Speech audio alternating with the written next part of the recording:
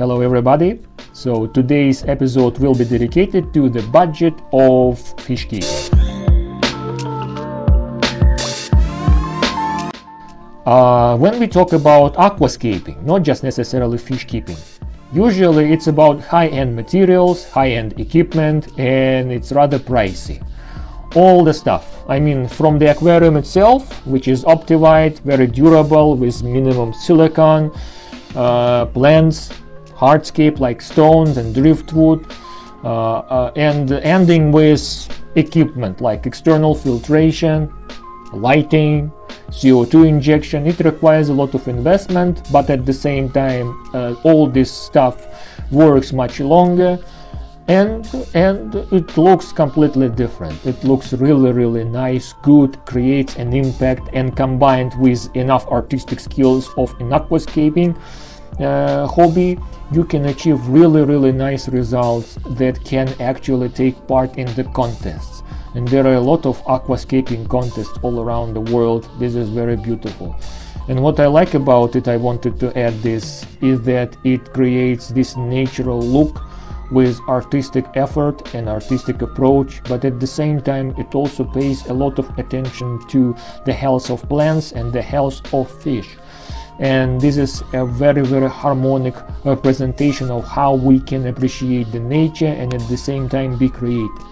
So, but let's just move to the budget of this aquascaping. So I'm not a very good aquascaper myself. I do not have enough skills because my proper fish keeping is relatively young, maybe maximum 3 years. I kept fish before, but it cannot be called proper fish keeping, you know.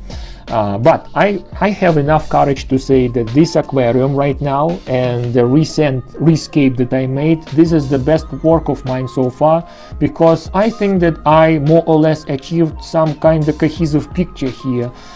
And so that's it. But let's talk about the budget of it, because it can be considered a very economic, you know, aquascape, if you will. And I even wrote all the prices. I had to retrieve them from my mind because all the equipment and plants and fish are relatively, I bought all that a long time ago, and I had to refresh my mind how much all that stuff costs, and I counted that, and I put maximum prices of all the stuff that you know is provided for this aquarium. So let's just begin and make our conclusions. So first of all, the fish tank itself, I bought it at the local store. It's a DIY, actually, you know, 4mm glass tank, 4.7 gallons, which makes like 18 liters. It doesn't look very big, but it contains a rather nice amount of water, so nano tank. Well, you know, when I bought it, it had this ugly taping, so I removed all of that so that it could look a little bit more like a classic aquascaping stuff. So, you know, I think this looks better, lighter and more natural. So the fish tank itself costs $5. Really? Yes, $5 fish tank. So let's move. This is a not Optivite glass. This is a regular glass. It has this greenish, you know, tint, and the sides of the glass are a little bit darker than the front. But to be honest, I'm okay with that. The next, we have there an internal filter, power filter, very old. Actually, I bought it for another aquarium, but then I thought that it would be great in this tank, and neon tetras, they actually appreciate a little flow. So it costs together with the, you know, together with the internal filter, which also stands beside, and the air pump that is connected to it, all that costs $11. So $7 for filter and air pump, and internal filter $4. Really. The next, LED, very simple LED by Sobo. Maybe you heard of this company. They produce a lot of equipment, and this is very cheap. It's not a very high-end equipment like like let's say AVA, of course, like Fluval or even Night Crew, but it does its job, so I'm okay with that. For example, this LED lamp, it provides with enough lighting, and sometimes, you know, even I think that maybe there's too much, so I leveled up this lamp. Just simple white LEDs, you know, but they have this kind of yellow tint which is really nice it shows all this green color of the plants, so I bought it for $5. The next, you see these stones. I do not know even what stones these are, but so far, considering the conditions in the tank, I do not think that these stones alter the water chemistry a lot. So I bought all the stones, not only just this, because there were many stones and they are in other tanks of mine as well. So I bought all that stuff.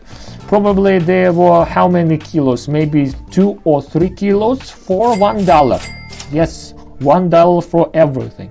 The next, the gravel we see here, this is actually a quartz gravel, I think. So I bought 3 kilos for $2. 3 kilograms of quartz sand for $2. And I want to highlight that this tank doesn't have any nutritious substrate. It is just bare quartz gravel, and I planted plants straight into this gravel. There is almost like 2.5 centimeters at the back, and in the front there is maybe like 1 centimeter of thickness. So I planted plants straight into this substrate, and they seem to be fine. I mean, especially Hygrophila siamensis, maybe Ludwigia not so much, but Hygrophila siamensis has been growing here like crazy after some time when nutrients started to collect in this substrate. So I do not use any nutritious substrate because we do not have access to this. I mean, like, I do not have an access to any, because fish stores do not sell any nutritious substrate like soil, aqua soil. And if you order it somewhere, it's a little bit pricey. So as for the, you can actually plant some garden soil, but it is always a risk, because the water may get really murky, and this is not the problem. The problem is there will be a lot of excessive nutrients in water, which will create many problems like ammonia spikes or algae bloom, whatever. So I use bare gravel. Yes, my bad. So well, next, plants wise, we have here Hygrophila siamensis, and we have some Ludwigia. I also had some hornwort in here, and probably other plants like we have here. What was this? Guppy grass, but I removed all that. So as for the price of Hygrophila siamensis, I bought all the stems. There were a lot of them. Some of them I threw away because they melted when there was the fight for against, let's say, against blackbird algae.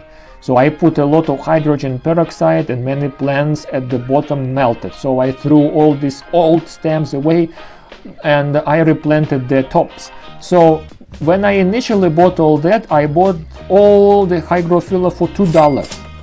And I still have it in other tanks as well. I mean, grow outs and stems, etc. The most expensive plant that I bought recently is Ludwigia.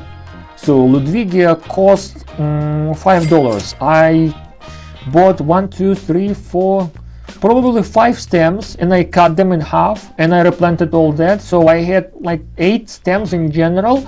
All that costs $5. Yes. So, and I want to highlight that the most expensive element in this aquarium are fish. Yes, fish are rather expensive. And we are talking about neon tetras. Each neon tetra, it costs how many? $2? Yes, $2. So we have here 5 neon tetras, so totally makes $10. So this is the most expensive element in the aquarium. Imagine that. So, and as for the guppies that also accompany these neon tetras for the company, this fry, juveniles, let's say, they are free because they were born from other guppies. These are babies that I raised, so well, these are like free fish. When you have guppies, you can have a lot of free fish, you see. So, well, that's it. This is the budget. Totally makes $40 in, considering all the stuff, excluding maybe this lid because it's also DIY. Like I had this piece of glass, I put it here, so you know, this stand I also made it myself. So you know, but all the other bought stuff, $41 only. And of course all that kind of, you know, equipment, I didn't buy it at once. First I bought this and that. Of course you have something initially like filter, one gravel and probably hardscape, some plants, you know. But the fish, actually at first I bought only two, and they were always fighting, because you know it's not always a good idea to have only just two neon tetras. They will be stressed and they will fight each other. I know that sometimes we have some bear aquariums that costs more than $50 even, if not even more. But believe me, they will look completely different. So that's why if you can allow yourself to do that, if you can afford to invest some amount of money into that, and if you are ready enough to do this high-end fish keeping, I suggest you that you should actually do it, because the results will be really fascinating. So well, that's it for today. Well, anyway, why I wanted to record this video is just to show that sometimes when we are into something, we can actually start with a low budget and economize, and it's good, you know. That's just a natural tendency of a human to save up money, you know, when it is possible, and it's highly encouraged. So well, that's it. So thank you very much for watching this video, and if you consider to start fish keeping, don't be afraid. Just do your research and watch a lot of tutorial videos, DIY videos, you know, all the tips on budget fish keeping, and I hope you will succeed in that. So thank you very much once again. Stay tuned and see you then in the next video. Take care and bye bye.